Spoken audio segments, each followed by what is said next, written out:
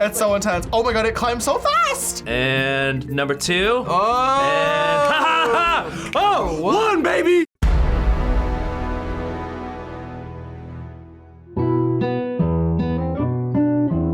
Whew, okay, here we go.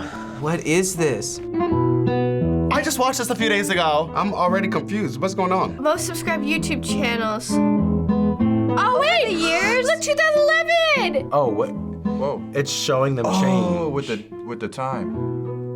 Ray William Johnson. He was my middle school. That was my idol, man. I watched Ray William Johnson, I watched Ryan, I watched Smosh, I watched Shane, duh. I watched Fred, I was obsessed with Fred. Okay, Ray Williams, John.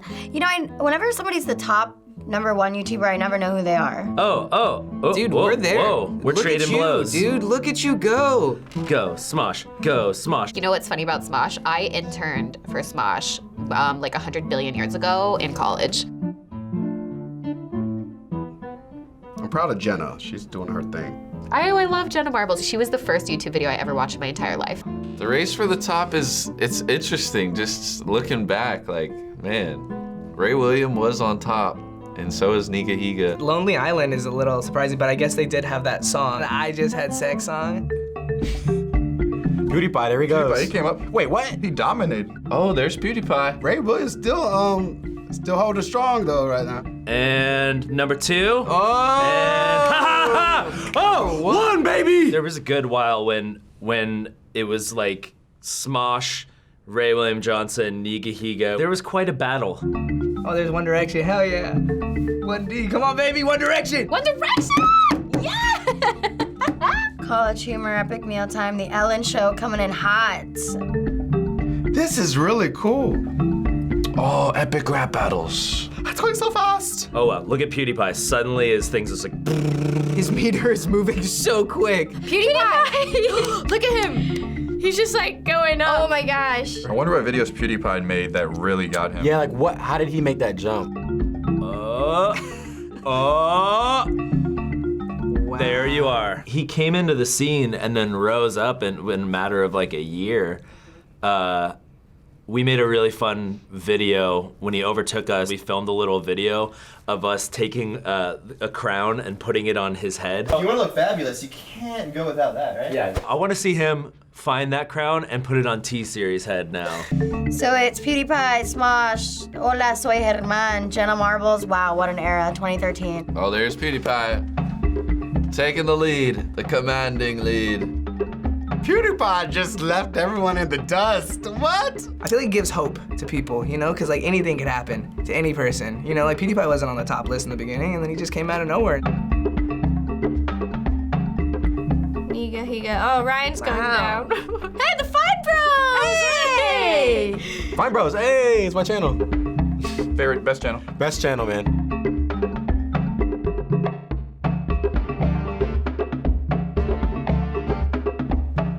PewDiePie is not looking back. Who is this? OMG? Smosh, still #3. Oh wow, look at all the Vivos. I looked away for 1 second and now it's all Vivo. These Vivo accounts, I think that's not fair. Can you believe that though? Like I work so hard to make my videos and it's like Justin Bieber is out here. He could post a 2-second clip and get 60 million views. It's like, bitch. Okay, it always bothers me on these lists when Vivo accounts and music channels are included. Oh, Yuya, I remember her. I like met her during this era, and little did I know she was on them charts.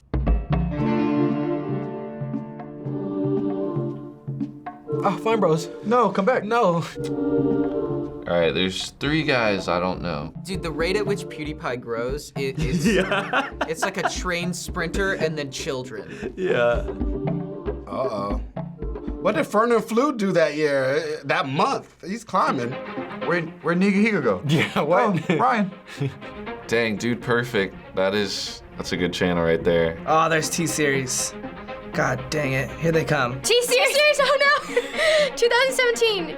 Oh no! Oh no, T-Series. Oh, where? Whoa, whoa, whoa! I mean, really, I think it's like targeting like an audience that wasn't necessarily like targeted before. Access to YouTube in India became a lot more widespread. It makes sense, there's an insanely huge market there that no like American YouTuber is really tapping into. Herman, he's going down. Who's coming up number 2? Oh, T-Series. I see One Direction's about to fall off the list. Oh my God. How did they do that? T-Series. It's so intense. Oh my God, it climbs so fast. The battle continues. The battle continues. PewDiePie and T-Series. 5-minute crafts. Look, they're like 5-minute crafts. 5-minute crafts, hey! I love crafts. Oh. November 2018. Why is it so intense? And we're coming up to the final line. PewDiePie has the inside corner, but T-Series is coming up, and we're getting to the finish line. Will he pass? Will he pass? Cocoa Melon nursery rhymes. We're doing the wrong thing on YouTube. That was kind of actually really cool to watch. That's kind of intense. Not gonna lie. I liked that. Because when we started watching YouTube, Ryan Higa was our favorite YouTuber. Now you got like T-Series, you got the 5-minute crafts, you got the nursery rhymes. Those aren't personalities anymore. That's content that you can watch, like Netflix, like a TV show. I've been watching YouTube for a very, very long time, and I've been subscribed to a lot of these channels before I was actually creating. So like I grew up watching Dead Marbles and Shane Dawson and Ryan and a bunch of other people too. So like it's been really cool to see the progression of all these accounts and channels growing really, really, really fast. And I think it also represents too like the climb of YouTube and how important it is in regards to digital media, because all of these huge musicians, channels, and like now full productions are uploading their content to YouTube as well. So that was a video posted on YouTube in February by a channel called The Rankings that was accurate back when it was released. And it's already out of date. Yeah. So overall, what were some of your major takeaways while watching this? My takeaways is maybe I don't spend as much time on YouTube as I think I do, because I did not know a lot of people on there, and it was also nostalgic. You never know what you can do and what you're capable of. Doesn't matter what the chart looks like now.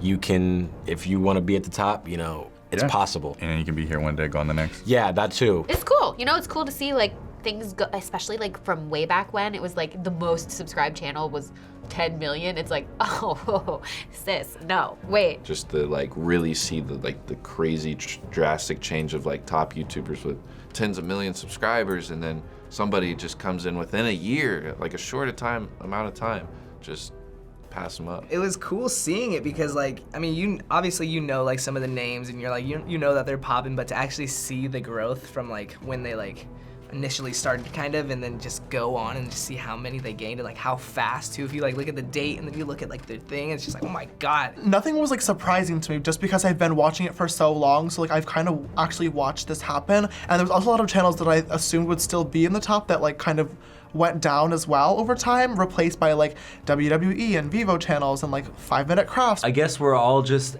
in the hands of YouTube. Like it's up to them to basically decide who is at the top. I felt like I was in a history class. Like I felt like I was looking at like a time scale and remembering all those years and what was trendy. Some would say that as an online creator, success is measured in different ways. So if you've been around for a while though, then there's probably a good chance that a lot has changed since you first started. What were the platform and the creators like when you first got into it versus what it's like now? I think it was more real back then. It was real, including my channel. I was more raw. Now it's follow the trends. The content and the humor then, people weren't as sensitive, and you know there was a lot more like, I think, gore and just like you could be more sexual. Nowadays it's like everything's family friendly. There's some creators that don't want to adapt to that and just be them, and like unfortunately they kind of drop off. People started doing YouTube, and a lot of them were like misfits, and a lot of people that didn't really fit in and wanted to express themselves on the platform, and that's why I fell in love with watching some of my favorite creators.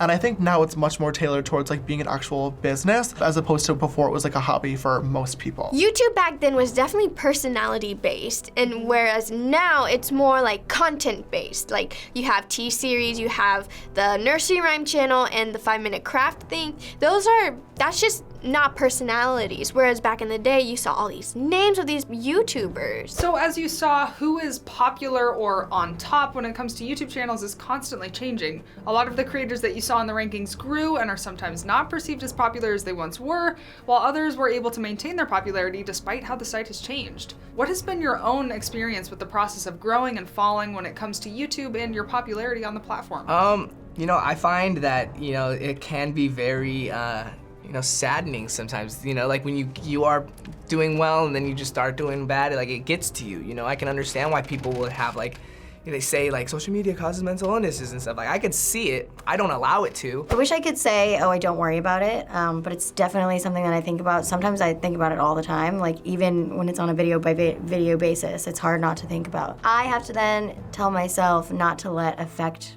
my actual, like what I'm actually doing, because that could be my biggest enemy. The key is like making content is cool, that's interesting, but like getting people to fall in love with you as a person, because then no matter what's going on, people are gonna be interested. It's tough because not only do you have to adapt to like what's in, like the type of content that people want to see, it's also just the platform itself. Before, it was okay to post 3-minute to 5-minute videos and those would get shared or be recommended. Now it's like, if the video's not 10 minutes, you're not gonna get shared. I had a 6-month hiatus because I didn't know what I wanted to do. And I said, yeah. I'm not gonna say I almost gave up. It's just that I was just here and I decided to get back and I decided to just go for it. And then the motivations that I had with the comments just took me above it. So I said, yes. And 4 years later, I'm still doing it. So the video we showed you today measured the most popular YouTubers based solely on subscriber count. However, some would likely argue that there is more to a YouTuber's measure of success than just their number of subscribers. I mean, I think subscribers used to mean a lot more back in the day, back when we thought that your number of subscribers was actually equal to the number of people that watched your content, but YouTube started favoring subscriptions less and less and less and less, and now it's just kind of like a nice little sort of like reminder that people are still interested in your content, but it's not a guarantee that, you know, if you have 50 million subscribers, 50 million people are watching your content. How do you define your own success on YouTube? Wow, deep question. Yeah. I think it boils down to what type of impact you have on people in the real world and just in the DMs you'll get or messages and comments. I think that should be what you worry on, not the numerical aspect of it. Yeah, just the good value that you bring to others from your content. An accurate measure is, I think, views. I just think it's a more accurate representation of like how many people are watching, rather how many people have clicked subscribe. And I try not to look at like just the numbers because that can be a really, really toxic mindset. I tend to look at creators as a whole across like all their platforms and see like what they're really working on everywhere. And that's how I measure in my head. Success is in the eye of the beholder. I define success on YouTube by how much fun I'm having doing it. I like when I see like I'm actually changing someone's actual life. It's like, yeah, I just made a silly video of like how to put marble floors in your house. But when people send me photos like, oh my God, this made me so happy. Like, look at my floors, look at my dorm that you inspired. I'm like, really? Like, wow. Success to us is the legacy we leave. Just the legacy we leave behind, I think that is way more successful than any amount of money, any amount of subscribers, any amount of views could ever measure up to. So finally, this video showed 15 years of YouTube's most subscribed list. So what is your prediction in another 15 years of the types of channels that will be on top as YouTube continues to evolve? We'll be #1. With that, obviously. Love the Serve, LLS. Love the Serve will be on top. There's gonna be different types of content that I can't even think of right now that's gonna be the next big thing. I think it's gonna be more real channels. People love vlogs, like getting to know people. Wouldn't you love to watch like someone grow up, literally? Yeah, hell yeah. It's like an extended form, long form reality show. As YouTube continues to evolve, we're gonna see more channels like T-Series come up because the world is expanding, technology is expanding. People are now getting internet that never had internet before. I think sadly, the age of starting off with 0 subscribers and making it on your own as a YouTuber are almost over. Because